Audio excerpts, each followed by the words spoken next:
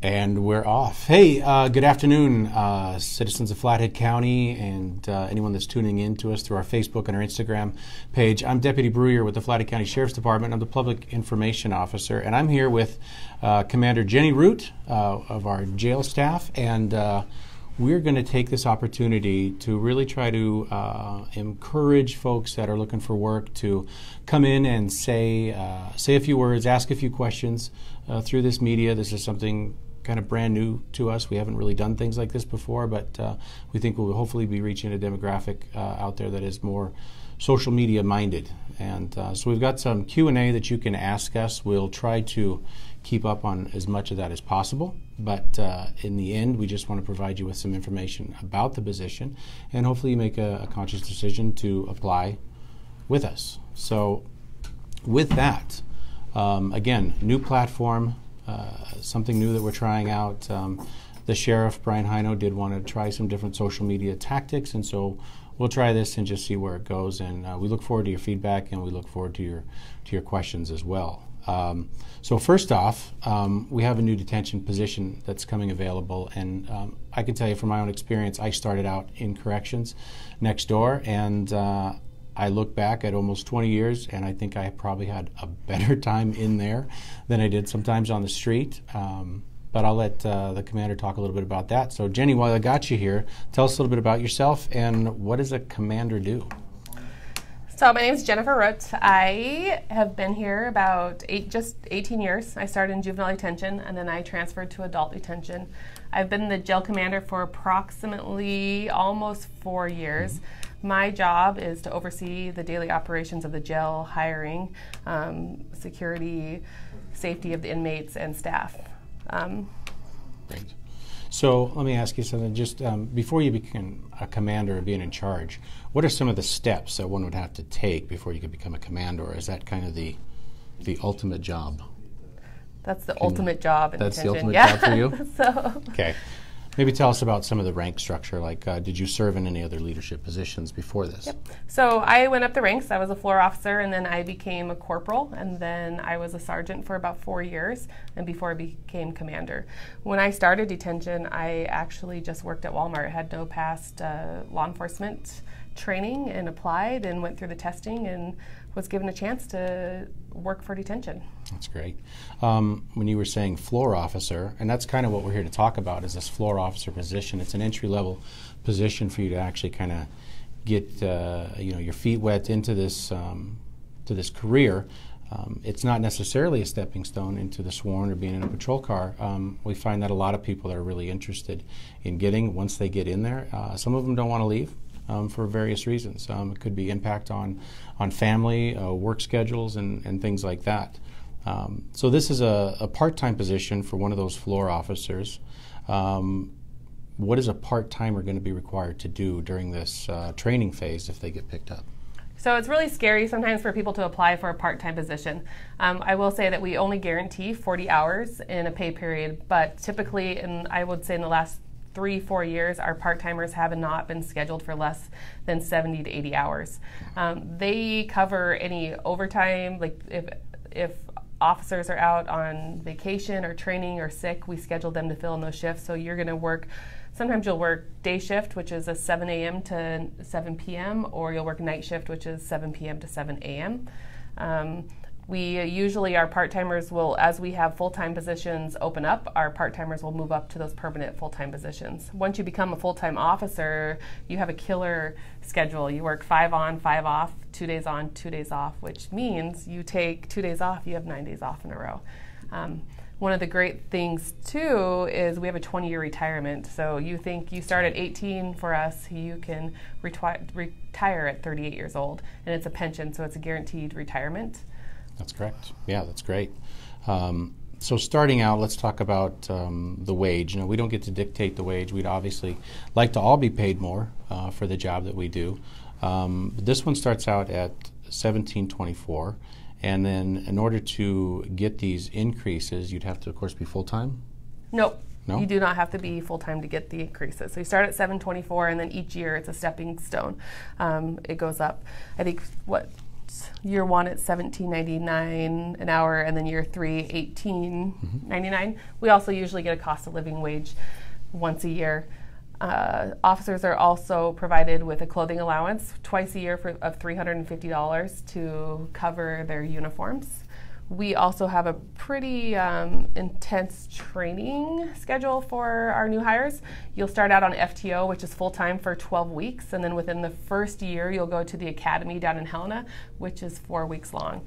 So you're pretty much working full-time hours. For at least the first year or so. And Correct. even during that, you're making an extra $1 an hour or $2 an hour. Yes. By the time your training is complete. And it sounds like at $350 twice a year, I mean, basically for somebody that's coming in and doesn't have a lot of resources, you're getting a free uniform. I'm sure that after you have your uniforms, when you get your next check, you're probably not going to go out and buy another set of uniforms.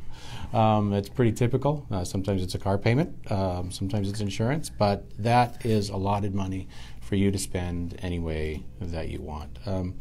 So let's talk a little bit about this training. You mentioned an FTO, so that's a Field Training Officer program, and it's a pretty standard I guess, schedule or a training outline for new officers, and what that does is just kind of gives them a little indoctrination into the department, and it sets expectations and rules to kind of keep behavior good and manageable for the job that you're going to be doing. You're going to be responsible for a lot of inmates. You're going to be responsible for the safety of yourself and safety of your crew. So how long is the FTO program, and what are some of the things that you look for? So it's 12 weeks long, and we rotate between 4 different FTOs, field training officers, and we're looking mainly that you can follow directions, you can retain information. We don't need people that come in here that know anything about the job. We want to be able to train you. We can shape you into the kind of officer that we would like. Our ultimate goal, no matter what, is for someone to succeed. Once we go through the hiring process and we hire you, we want you to be able to complete the FTO process and become a member of our team. I know that's the same way on the street. Is once you've gone through your FTO program, I mean, you're good to go at that point. You know, patrol is usually in a car, or they're out just taking calls and things like that. But once you're off FTO, you're now responsible for that floor or for that section or whatever that you're working in. Great. One of the things I say too, you know, we encourage anyone who's looking at moving on to law enforcement, patrol, we encourage people to apply with us.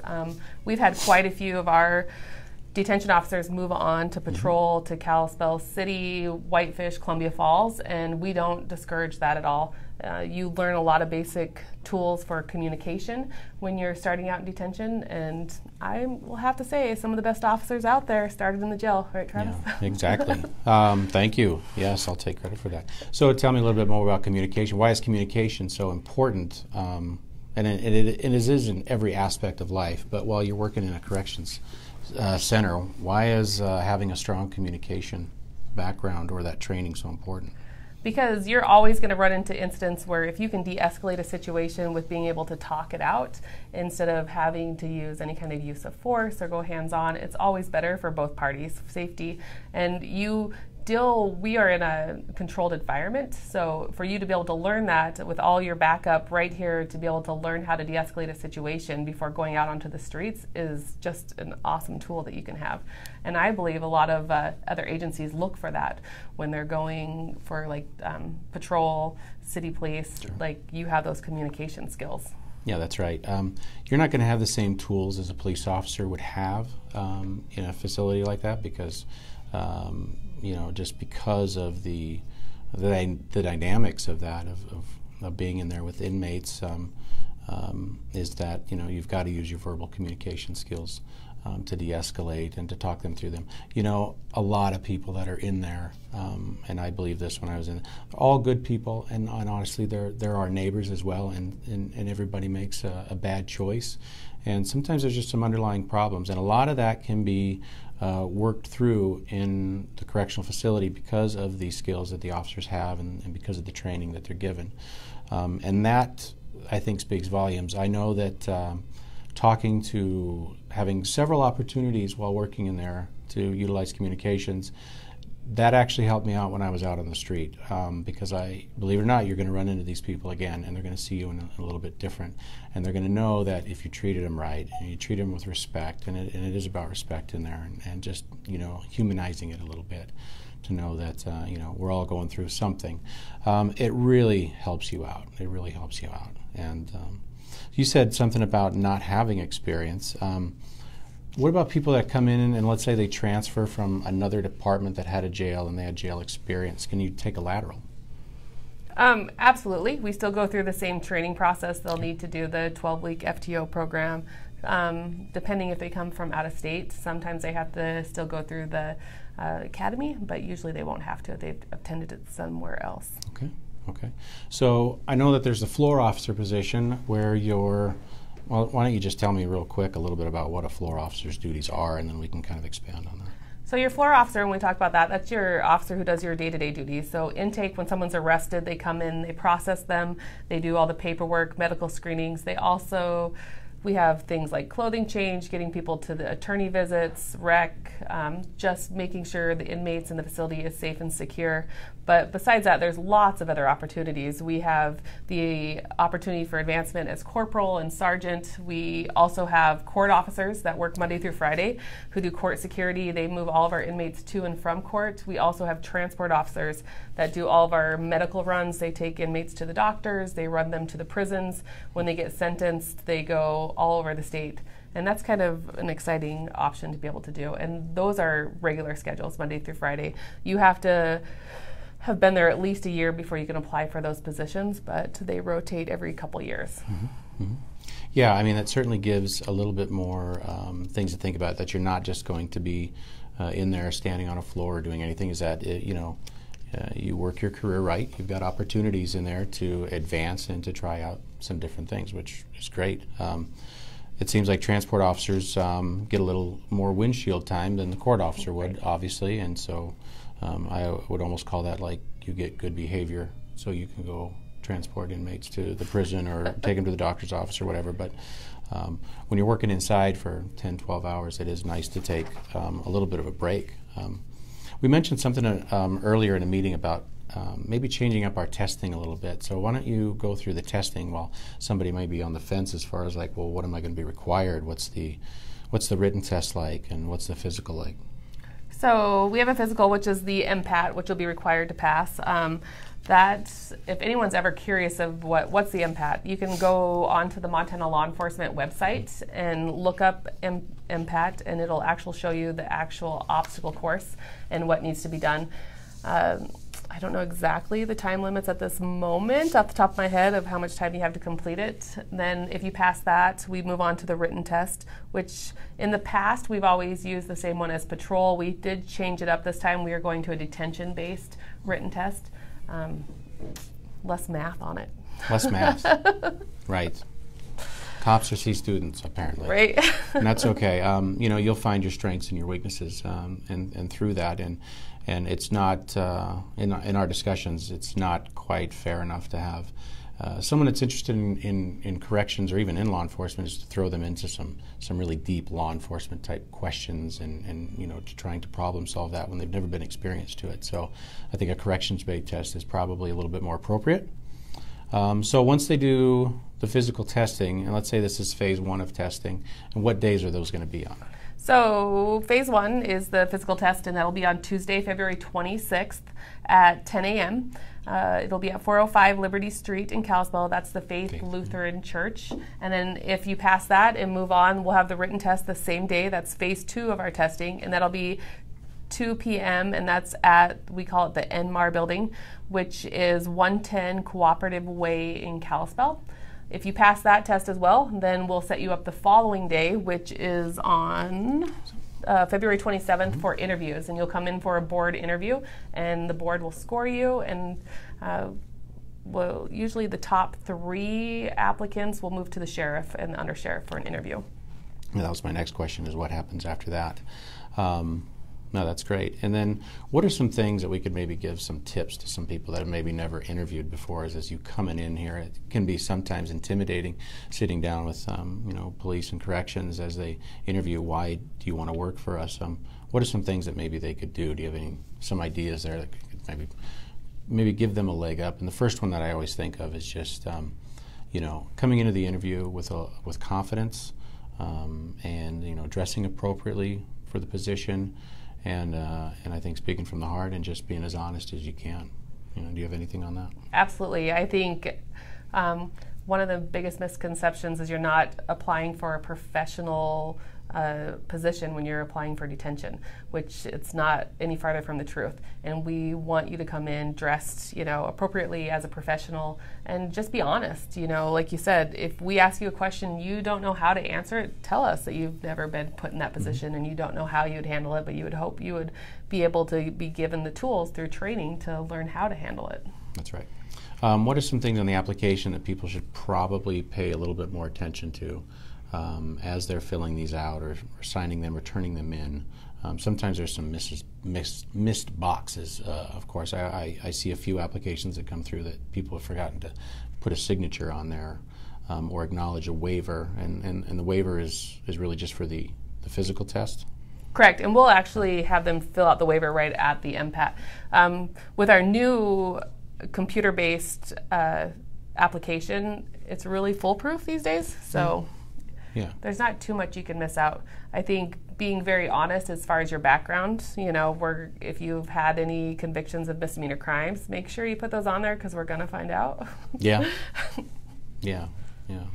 I guess another thing would be is that once you have your interview with the sheriff, they'll have a few days to make some decisions, and then what is the next step after that? I think those couple days can give you cramps as you're waiting for a phone call. But is there testing? Is there drug testing? Is there more tests that somebody would have to take? So we do a very thorough hiring process, just as the same as any sworn officer. So whoever we choose to move on from the sheriff's interview will go to detectives, and you'll have to fill out another background packet, and they will do a complete background visit with home visits, visiting neighbors, all that stuff, the same thing they do for patrol. If you pass that, then we go to a conditional offer of employment, and at that point, we'll schedule you for drug testing and a psychological evaluation. Okay. What happens if an applicant refuses to sign the waiver or doesn't think that it's necessary for them to move on into that? Are they still considered? No. No. Okay. Just going to cut right to the chase. Nope. It's just no? Okay. No, that's fine. Okay, great. Well, that's great. We're looking here. We're seeing a lot of people are joining us. We really appreciate that. Shows that maybe we're on the right track doing something like these. It would be my hope that we would maybe do these twice a year or quarterly, and we would try to blend these in as well with student career days and things like that. How many people are in the jail right now? Not staff, but inmates. We're about 110. 110? Yep. And so how many officers does it take to manage 110 people? So we have 5 officers on per shift all the time, and then, 6 now. And then during the day we have some added staff that are our court security or transport and administration staff. Okay. So you have a few extra hands there to kind of manage that. Okay. And we really encourage right now, we encourage everyone to apply, but we need female officers because it's a requirement. We house female inmates as well. So I think a lot of times females shy away from applying for detention just because they don't think that, they would make a good detention officer. I was 20 years old when I started, just coming from Walmart. So, I encourage everyone, if there's even a thought that this is interesting to you, give it a shot, Right. And if you've ever tested for us before and failed, you don't give up, because a lot of people that work here have had to take the tests multiple times, the written tests or the physical test. And we look at that as you're not giving up, and at least you keep trying. And that's encouraging for us to say, hey, they really want to work here. Yeah, that's true. Got a question here about how do you get signed up. If you just go to the flathead.mt.gov page here for the Flathead County, look up jobs, and you scroll down, you'll see one for detention officer. You click the first link there, and it is basically the requirements and job description. And then the one on the right, which says apply, is basically an application, and it's kind of a just click as you go.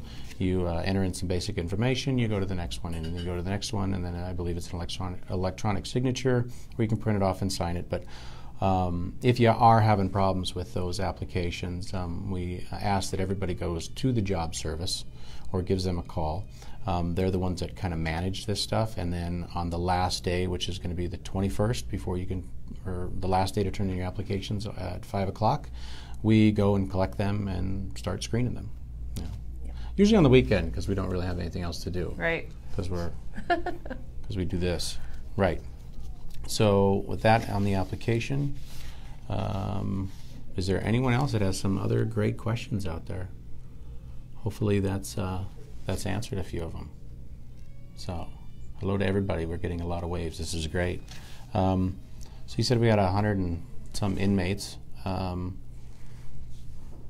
many do you know would be felons versus misdemeanors? So I'm going to say probably right now we probably have about 100 felons and 10 misdemeanors. Mm-hmm. Our jail actually holds 154 inmates, so after our expansion we have quite a bit of space right now. Mm-hmm. It was originally, I don't know, back history of our jail was built in 1987. It was originally built to hold 67 inmates, so we've made a bunch of expansion changes, added beds throughout the years to be able to, you know, work with our growing population and the crime in our valley. Yeah, absolutely. You know, and it's do each one of these, I guess, offenders or inmates, do they have their own cells? No, we have different kind of cell housing units. So we have dorm housing where you can have, I think we have one that has can have up to 24 inmates into one mod, we call it. And then we have some individual housing units that where they come out and they share a common day room, and then they lock down at 11 p.m. into their individual cell, and they usually share that with one other person. Okay, great. Trying to think of anything else. I got the Chief Cooper here is off to the side. He's shy. He doesn't want to get in right now. But do you have anything that maybe we didn't add or didn't speak to regarding this? You know, another thing that you can do too is, you know, you can call Commander Root at 406-758-5687. Another thing that you can do as well, if you're interested in seeing what other roles the Sheriff's Department has, that we have a Sheriff Citizens Academy that's coming up, and one of the probably the more received portions of that is when we bring everybody to the detention center and they kind of get to tour it and they get to walk through it and kind of see what kind of conditions the officers work in. And you know, it's really kind of surreal when all the doors start clicking and slamming shut and all that. And I believe even downstairs there's we even have some med wings because we do have a population that has some mental health issues. And how often are we dealing with those folks? Constantly. So mental health is probably one of our biggest issues in our jail right now as far as housing, because we have minimal single housing units to be able to house them in. So, and the Warm Springs, the Montana State Hospital is so backed up that we end up holding them in our jail a lot longer. So one of the big, we do a lot of training for our staff, and we do CIT training, which is critical incident training with with mental health inmates. And we try to get all of our staff to go through that to learn how to deal with mentally ill inmates. Mm-hmm. Because it is they don't always know what they're doing wrong and following the rules, and so you have to learn how to be compassionate and being able to deal with them completely a different manner than we do other inmates. Right. And that's not really an issue that you can fix with a citation. And no. That's what we were saying earlier is that, you know, you've got to dig a little deeper to kind of find out what, you know, what, it's like some of them are like a combination lock. You just, you know. Someone had mentioned a question, what are the hours of the shifts? Are we doing 10, 12, 8-hour shifts? So we do 12-hour shifts. Okay. We work 7 a.m. to 7 p.m. or 7 p.m. to 7 a.m. 7 p.m. Okay, great. And you, as a part-timer, you're not having a set schedule, so you're filling in when people are on vacation or away at training. So you don't have set days off, but if you become a full-time officer, you work 5 on, 5 off, 2 on, 2 off. So you either always have a Monday, Tuesday off or Wednesday, Thursday off, and every other weekend. So it's something to work up to, and you become a full-time officer. It's a great schedule. That would work well if we had some firemen that wanted to volunteer, because that's kind of the schedule they work. They could just come over and work here when they're off. Sure, why not? There was a question here, how to prepare for the impact. You know, I know that there's a video online, and it kind of tells you the steps. I can say from my own experience, it's a form of cardio, and you know, keep an eye on your breathing. There is a push-pull machine which will require a little bit different upper body strength, where it's actually you're pushing in and maintaining that force as you're going in like a 180 kind of direction, and that can be very challenging, you know, especially for the upper body strength. But it does utilize all those muscle groups, and so you know, if you're somewhat in shape, you know, once a week, twice a week, you probably shouldn't have any problems with this. But then I've seen people that go straight from the couch and they do fantastic on this. So amazing, amazing. Well, it's great. I see in here some of the conditions, you know, is able to lift 50 pounds and drag 100 pounds and negotiate stairs. I think that's kind of an everyday thing, at least in our line of work, so maybe that sounds foreign to other people. But that's pretty routine, I think, for what you're doing. Pushing carts around, you know, you're exposing yourself to, you know, that element of there could be some danger in there as well.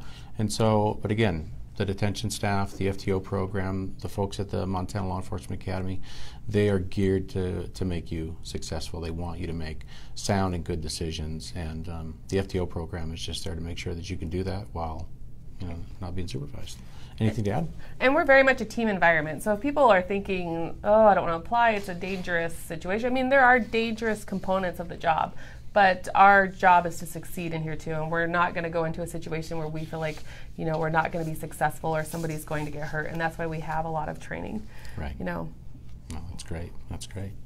Any other questions out there? So we got a lot of people joining us. We love that. Again, this particular position opened February 1st. It is closing the 21st, so you have till next week. One part-time position, starting wage $17.24. It appears that you almost get a free uniform. They'll provide you with that. There's also some benefits in that. We train.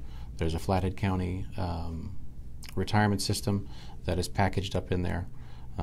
Different things that you can apply for once you're in, and it sounds like when you get picked up, at least for the first year, you're staying pretty full time, if not more hours, just because of the amount of training that they do. So, and if you want to work overtime, we always have overtime available, so you can work a lot more than 80 hours if you want it. Yeah, that's right. That's right. So, if you have further questions, you can always contact Commander Brute at 406-758.